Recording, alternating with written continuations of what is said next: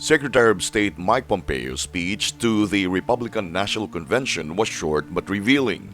He touted Trump's bold initiative in nearly every corner of the world, but he couldn't cite many concrete achievements produced by Trump's flashy, disruptive personal diplomacy. Pompeo's address to the GOP faithful disdained the traditional dictums about not mixing politics and foreign policy, and his embrace of the president came from the distinctly unconventional setting of Jerusalem, a transcendent symbol for fellow evangelical Christians in the Republican base. The Jerusalem location for Pompeo's convention address was perhaps the most striking aspect and an example of his daily interweaving of politics, foreign policy, and religion. He may be the most overtly religious Secretary of State in our modern history. His wife Susan said last month in introducing him to an Iowa audience that although he's seen as calculating and strategic, his life has been entirely shaped by the hand of God. Pompeo had been dinged for addressing the convention at all, but this criticism has been overblown. Secretaries of State often contribute to presidential re-election politics. In any event, his short speech was hardly a full-throttle political roar. He was in Jerusalem on a Middle East tour that, in addition to Israel, including Bahrain and Oman, the two Arab nations most likely to follow the United Arab Emirates in normalizing relations with the Jewish state. Any progress on that front or in drawing Saudi Arabia toward a symbolic handshake would be the biggest political gift Pompeo could deliver to the president. Even by Pompeo's account, however, the record of presidential success so far is thin. Pompeo invoked China, for example, but in the absence of a trade deal or any of the other gains Trump had wanted in 2017, his list of accomplishments was largely negative.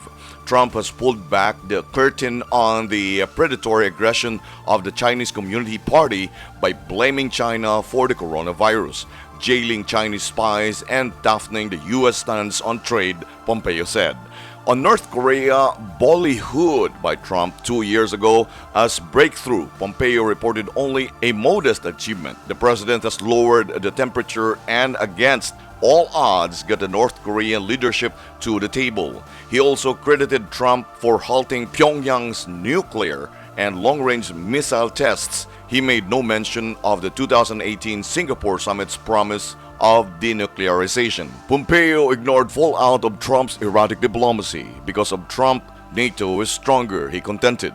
NATO allies may be paying more for collective defense, which is a plus, but many analysts see a sharp deterioration in trust and confidence among key NATO allies. Pompeo wisely didn't attempt to parse the relationship with Russia, which continues to assault U.S. interests around the world, even as Trump advertises his desire for better relations and describes evidence of Russian intelligence assaults as a hoax. The Middle East was the final example of progress that Pompeo cited, but here again, the record is problematic. Pompeo touted the drone attacks that killed Qasem Soleimani, head of the Islamic Revolutionary Guard Corps, elite Quds Force, and Abu Bakr al-Baghdadi, the leader of the Islamic State. But Trump's maximum pressure campaign against Iran hasn't brought Tehran to the negotiating table, as Trump predicted it would. And he has abandoned the Syrian Kurdish forces that were the United States' key ally against the Islamic State. Pompeo mentioned one genuine Middle East breakthrough, the normalization of relations between the United Arab Emirates and Israel. But that's hardly the Palestinian-Israeli peace deal of the century that Trump once imagined. Indeed, a lasting settlement of the Palestinian issue seems farther away than ever. Pompeo is probably the most talented and certainly the most politically ambitious member of the Trump's cabinet. The Pompeo paradox is that he often seems to know what's right, even if he ends up doing the opposite. According to John Bolton, the former national security advisor, Pompeo would often grumble privately that the president's ideas were mistaken but trim his sails to avoid offending the boss. When Trump gave an order, Pompeo's default response was, "Yes sir, roger that," Bolton wrote in his memoir, The Room Where It Happened.